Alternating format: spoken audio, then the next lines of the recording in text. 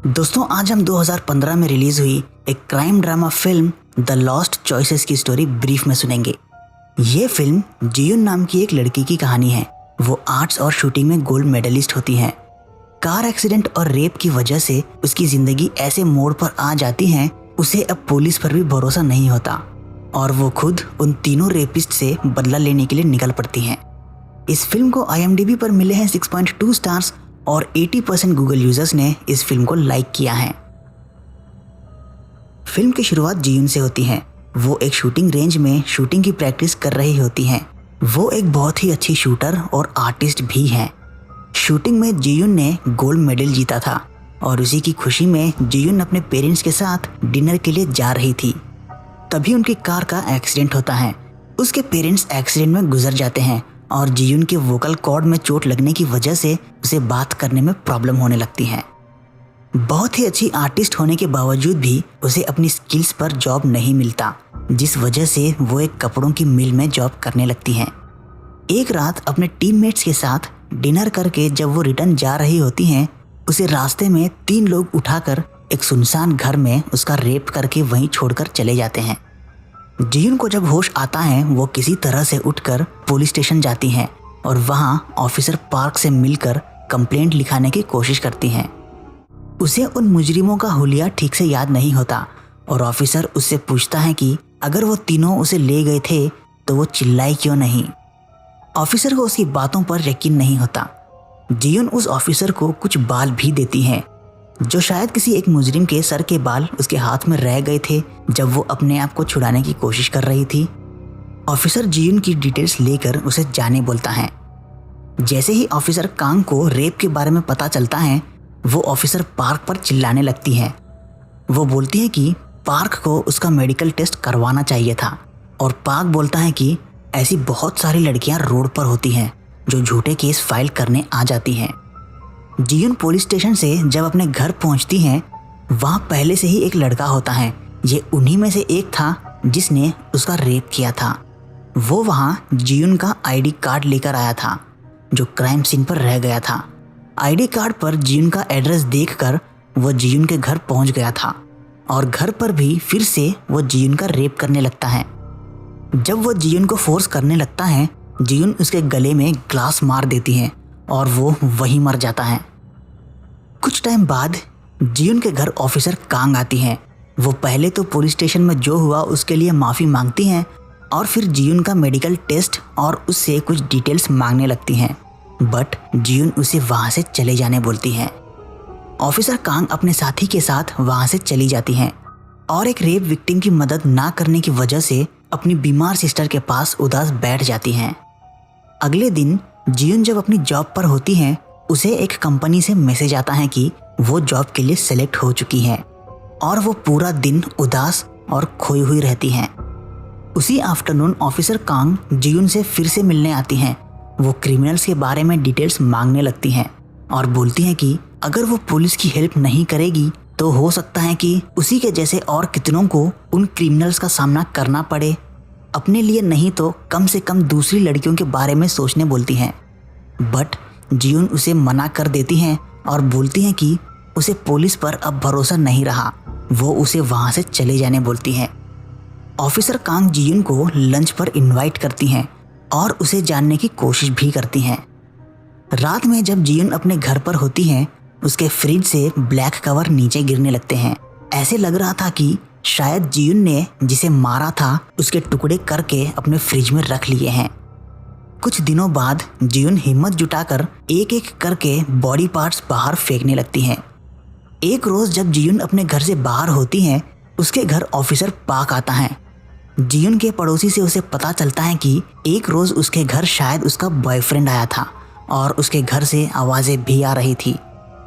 ये सब सुनकर ऑफिसर पार्क को लगता है कि शायद वो अपने बॉयफ्रेंड के साथ टाइम बिता रही थी और पुलिस स्टेशन में आकर झूठी कंप्लेंट की थी। ऑफिसर जब रिटर्न जाने लगता है, उसे रास्ते में जियुन मिल जाती हैं और वो जियुन से क्वेश्चंस करने लगता है। तभी ऑफिसर पार्क की नज़र जियुन के बैग पर पड़ती है जिसमें कटा हुआ हाथ होता है। ऑफिसर पार्क ये देखकर डर जाता है और जियुन को मारने लगता है। इस मारपीट में जियुन के हाथ ऑफिसर की गन लग जाती है और वो उसे गोली मार देती हैं। वो अपने आप को भी गोली मारने की कोशिश करती हैं बट हिम्मत नहीं जुटा पाती। ऑफिसर पाक के मर्डर केस में अब इन्वेस्टिगेशन शुरू होती है। पुलिस को संगबम नाम के एक आदमी पर शक होता है। संगबम हाई इंटरेस्ट रेट पर फाइनेंस किया करता है और उसके साथ ही कुछ और इलीगल काम भी। ऑफिसर पाक ने संगबम से काफ़ी सारे पैसे उधार लिए थे और कुछ दिनों से वो पार्क के पीछे पड़ा था। जियुन अभी भी उदास और खोई हुई होती हैं। वो ऐसी जगह चली जाना चाहती हैं जहाँ से उसे कोई देख ही ना सके। एक रात पार्किंग एरिया में जियुन अपने बेस्ट फ्रेंड के बॉयफ्रेंड को गोली मार देती हैं क्योंकि वो उसकी फ्रेंड को मारा पीटा करता था। पुलिस को इन्वेस्टिगेशन में पता चला है कि इस क्राइम में जो गन यूज हुई है वो ऑफिसर पाक की ही थी। ऑफिसर कांग अब जियुन की फ्रेंड से मिलती हैं जिसके बॉयफ्रेंड का मर्डर हुआ है। वो बोलती हैं कि जॉब के लिए उसने अपने बॉस के साथ रात गुजारी थी, जिस वजह से उसके बॉयफ्रेंड ने उसे काफ़ी मारा पीटा था और वो हॉस्पिटलाइज्ड हो गई।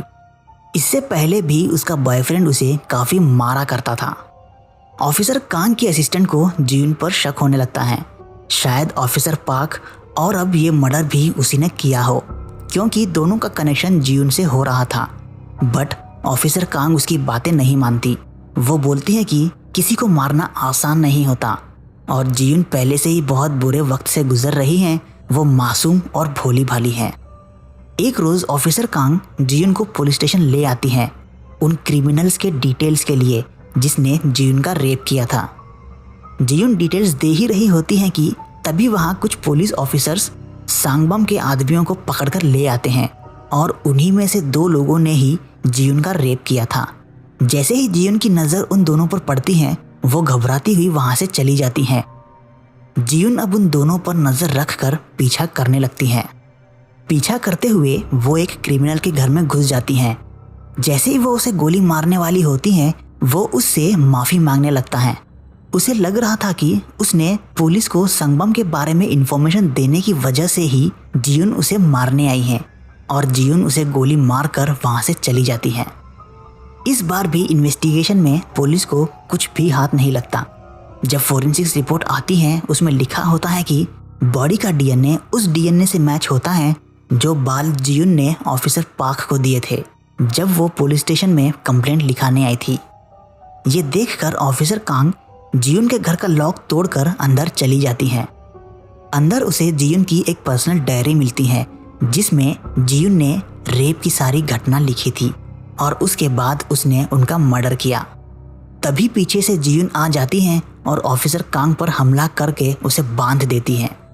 कुछ टाइम बाद जब ऑफिसर कांग को होश आता है वो जियुन को अपनी सिस्टर के बारे में बोलने लगती हैं कि वो भी रेप विक्टिम है।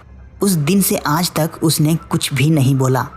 क्रिमिनल को जेल तो हुई थी बट जेल से छूटने के बाद वो अपनी ज़िंदगी आराम से बिता रहा है।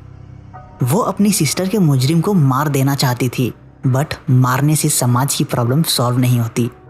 वो जियुन को समझाने की कोशिश करती हैं बट जियुन उसकी बातें ना सुनकर वहाँ से चली जाती हैं। ऑफिसर कांग को ढूंढता हुआ उसका असिस्टेंट जियुन के घर पहुँचता है और वो ऑफिसर को वहाँ से निकाल लेता है। जियुन की लोकेशन भी ट्रेस की जाने लगती हैं। जियुन अब उन सभी को मारने लगती हैं जो उसे परेशान किया करते थे, जैसे कि कपड़ों के मिल का ओनर। वो जियुन और उसकी फ्रेंड को परमानेंट जॉब के लिए दोनों को उसके साथ एक रात बिताने को बोला करता था। और कुछ टाइम बाद एक बार में जैसे ही जियुन उस दूसरे रेपिस्ट पर गोली चलाने वाली होती हैं तभी वहाँ पुलिस आ जाती हैं और उसे रोकने की कोशिश करते हैं। जियुन ऑफिसर कांग को बोलती है कि वो उसी दिन मर गई थी जब इन कॉकरोचों ने उसका रेप किया था और वो अपने आप को गोली मारने के लिए गन उठा लेती हैं। तभी ऑफिसर कांग बोलती हैं कि उसे जीना होगा, उसे दुनिया को बताना होगा कि उस पर कितने जुल्म हुए हैं, वो कितनी अकेली और डरी हुई थी। जियुन ऑफिसर कांग की बात मानकर जैसे ही उसके पास आने लगती हैं पीछे से रेपिस्ट जियुन को गोली मार देता है। ये देखकर ऑफिसर कांग उस क्रिमिनल को भी गोली मार देती हैं बट उस क्रिमिनल को बचा लिया जाता है। सीन अब हॉस्पिटल में ऑफिसर कांग पर आती हैं। वो अपनी सिस्टर के पास बैठी होती हैं। एक्चुअल में उसकी सिस्टर को ब्रेन ट्रांसप्लांट की ज़रूरत थी। जब वो हाई स्कूल में थी तब उसकी सिस्टर का रेप हुआ था और तभी से वो हॉस्पिटल के बेड पर ही हैं। और जिस क्रिमिनल को अभी बचाया गया है उसका ब्लड टाइप ऑफिसर कांग की सिस्टर से मैच होता है।